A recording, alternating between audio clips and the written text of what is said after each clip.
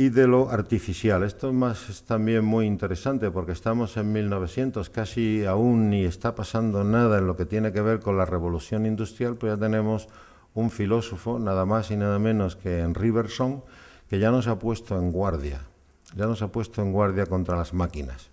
Y eso es muy novedoso. Es alguien que está diciéndonos que tenemos que protegernos contra lo maquínico y que lo maquínico viene a reemplazar a lo humano. Y entonces, y donde él ve ese artificial o todo eso artificioso que de alguna manera está disolviendo lo humano, lo ve en todo lo que son las prácticas demasiado convencionales, las normas, el exceso de reglas, el taylorismo, por supuesto, en las nuevas formas de producción industrial. Y así que tenemos un primer discurso que no es tecnofóbico, porque quien haya leído a Bergson verá que aunque tiene fama de metafísico, fue de los primeros en pensar de verdad las máquinas, y entonces uno puede aprender mucho, porque las piensa cuando todavía las máquinas no están por todas partes, cuando todavía las máquinas son cosas puntuales, cosas circunstanciales, y en donde es el momento en el que se puede muy bien ir apreciando cómo el mundo, el entorno, cómo las máquinas están cambiando el entorno donde son instaladas. Y entonces hay muchas cosas que las dice de una forma muy complicada, que nosotros hoy las podemos decir con 2 frases en Twitter,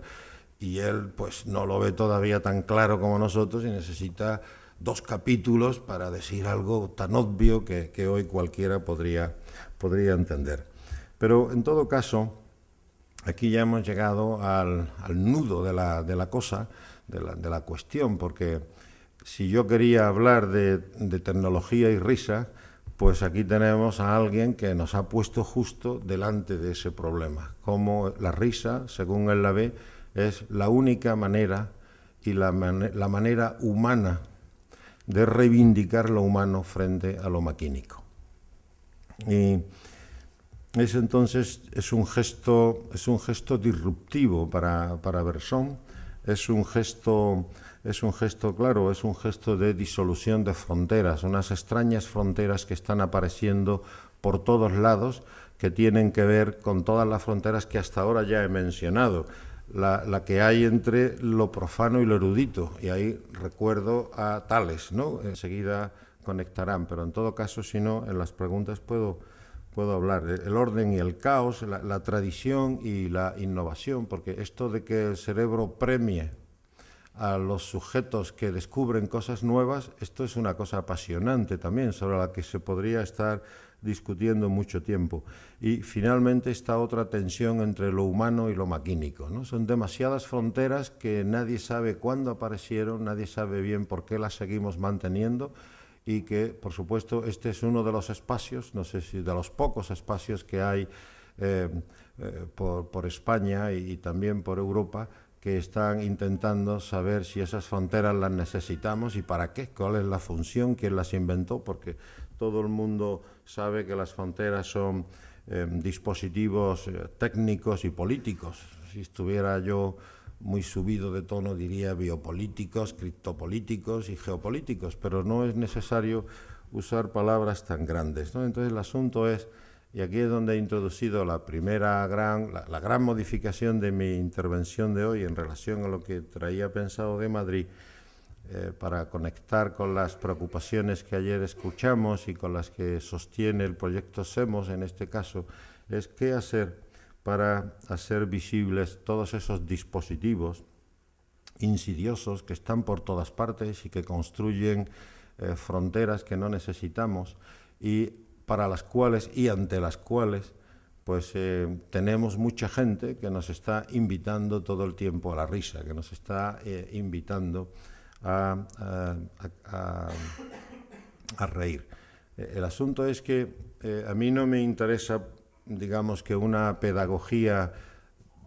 de lo risible, porque ya soy muy desconfiado y estoy convencido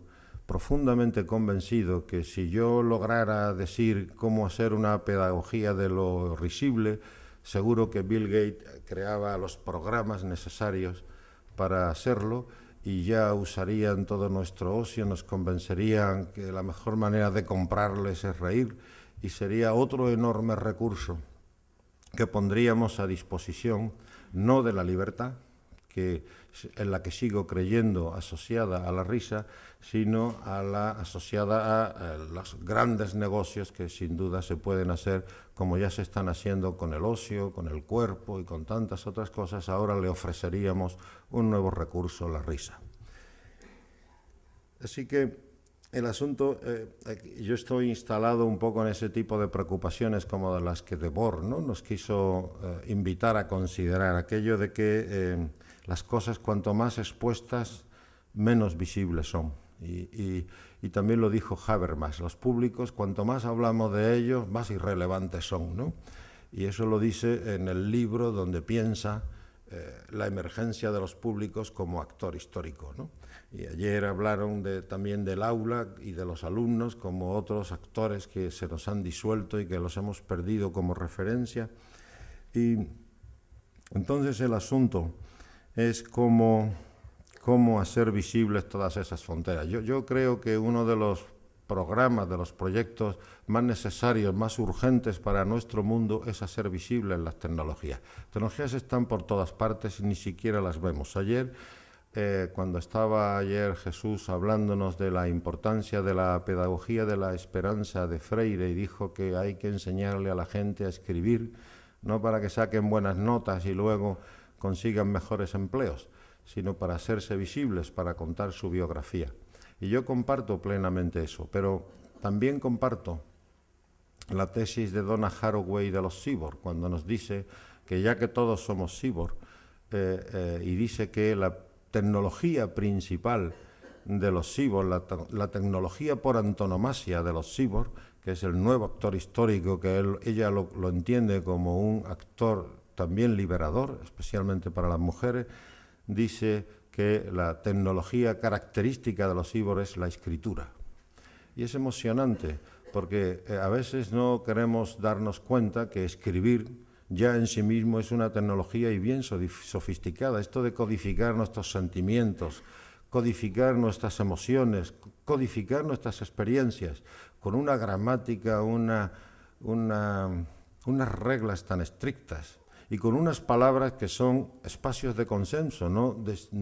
Es muy difícil encontrar lo singular, la diferencia entre palabras que usamos para comunicarnos, y está muy bien que lo sigamos haciendo. Pero entonces, estando de acuerdo con Jesús,